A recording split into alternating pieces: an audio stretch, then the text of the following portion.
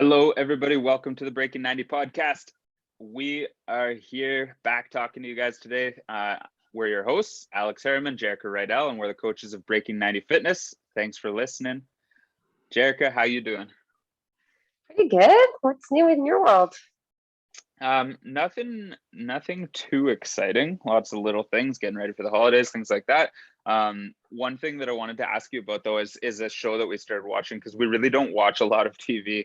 But when we get hooked on a show, it's so fun, as you probably know, just to burn through a series. So the one that we started watching recently is Yellowstone. Have you watched it yet? Oh, I'm a diehard. I watch every Sunday, like faithfully. Yeah, it's insane how good it is. I had people telling me a lot. They were like, you got to watch this, you got to watch this. And I was like, I don't want to get into a TV series. Like I watched like the preview and I was like, it doesn't really seem like it's going to do it for me. And they're like, it's like the country western Sons of Anarchy. And I was like, I don't believe that. I love Sons of Anarchy. And it's amazing. It's so good. And honestly, I wasn't even hooked until the third episode. I was like, the first two were so slow and I was confused. And then I just everyone's like, hold out. And I did. And I love it though, because right now, if you're caught up, it comes out weekly.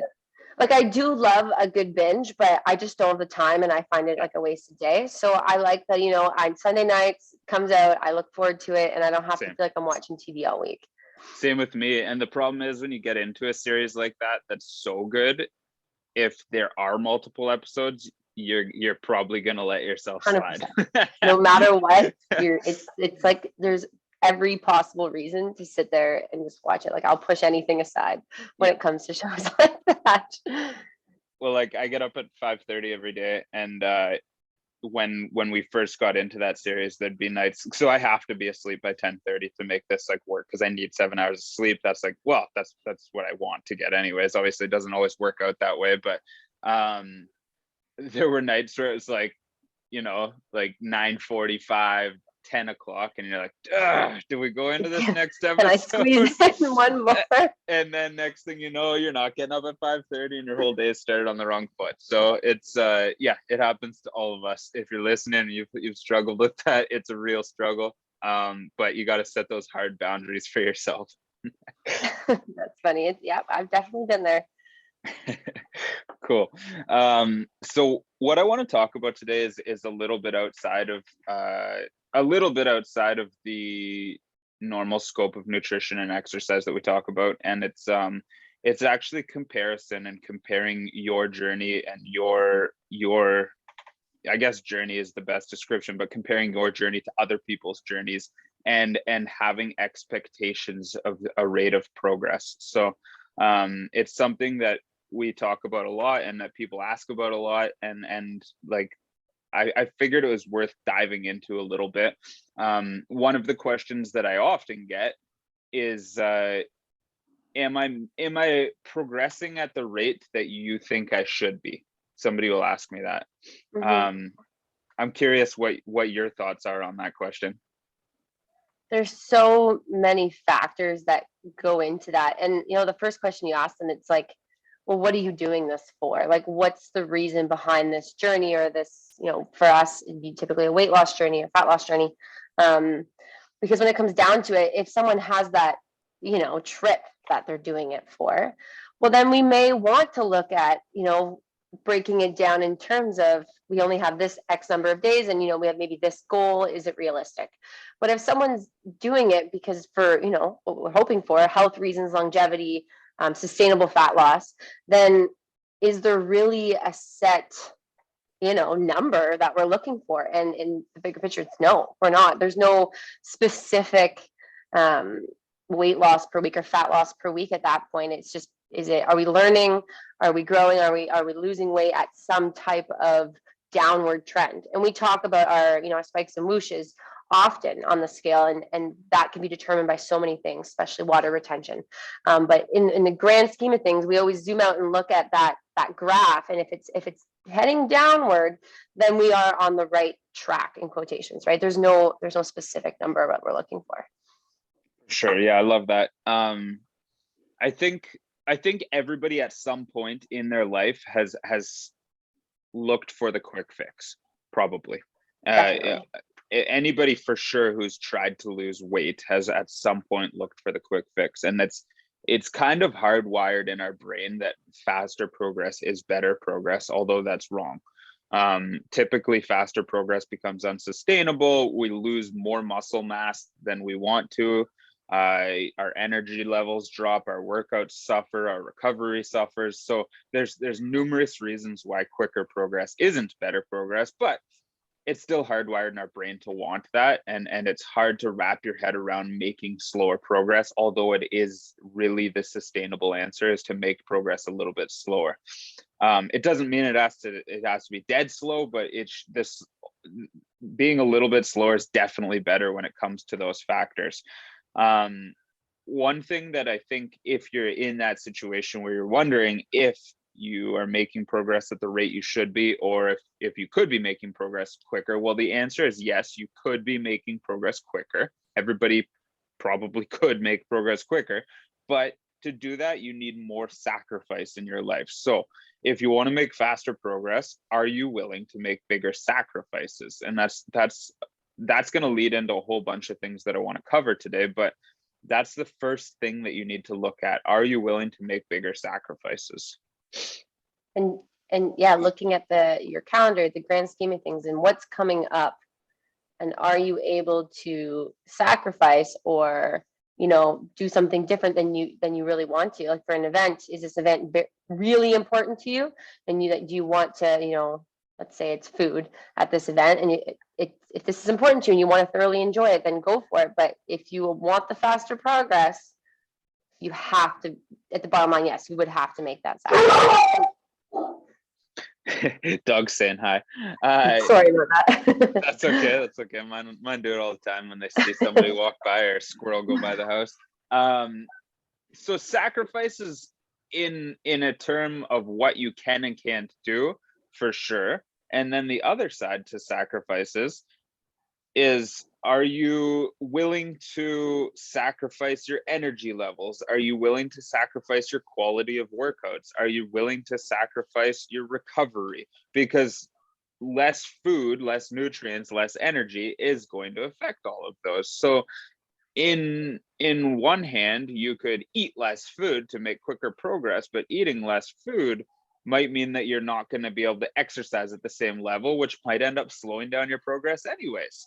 So it's really a catch-22, and I can't stress enough how much you shouldn't be looking for the fastest way to make progress, but instead the most sustainable way for you in your personal journey to make progress. We always get that comment. People are like, well, if I want faster progress, well, maybe I should do more cardio, or maybe, like you said, eat less. And then you start comparing it to, like, you're doing more cardio, what else are you sacrificing in your life? Or how's your sleep quality now that you started eating less or you started exercising more? And we know that sleep is one of the most important things when it comes to recovery. I mean, we could take this in so many different ways in terms of sacrificing this. Is it worth that? Yeah, the direction I do want to take this, because it's really on point with this, and a lot of people come to this is why is that person making quicker progress, or how is that person hitting weight PRs or getting stronger when I'm not getting stronger? Like, why is that person making progress and I'm not making progress? I've got a lot of pointers written down for this, but what are your initial thoughts on that? We talked about this the other day in one of our coaching calls, and it was a question got brought up to me. Actually, they said, well, why does so and so have less points or more points than me? Is that why they're losing more fat than me? And they started comparing themselves to someone else, and that's like comparing apples to oranges, right? Their scenarios are so different and their situations are so different. And at B90 we do points, where some people do calories, but bottom line is this person their palm might be massive, right? Measuring their proteins, their carbs, and their fats, and their thumbs. So our tools that we use are so different when measuring our foods, and someone else might not even be measuring their foods at all. So as coaches, we take these different things into consideration, and that's why we have different points, and that's why we see different results, because we don't know what's happening in that person's home. For sure.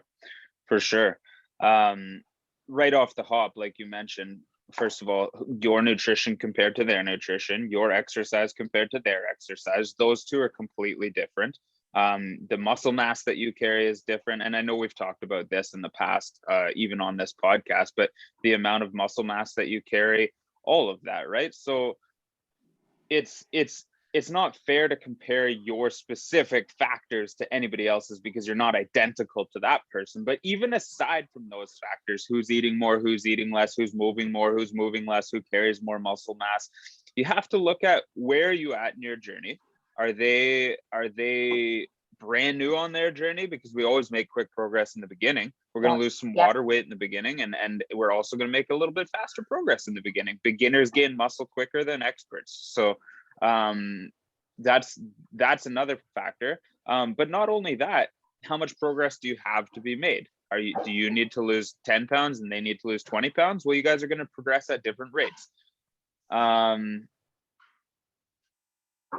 Consistency in nutrition, consistency in exercise has to be addressed because it's not always evident. Like you go to a party and you're like, they ate way more food than me. Well, did they eat way more food than you consistently over the course of a day, a week, a month, a year? Right. Or was it just that one event? Right. We see it all the time with people on vacation. You see somebody who is like supermodel figure and they're drinking and eating like crazy, and you're like, how is it possible that they can maintain that? Well, they don't live like that 365 days a year.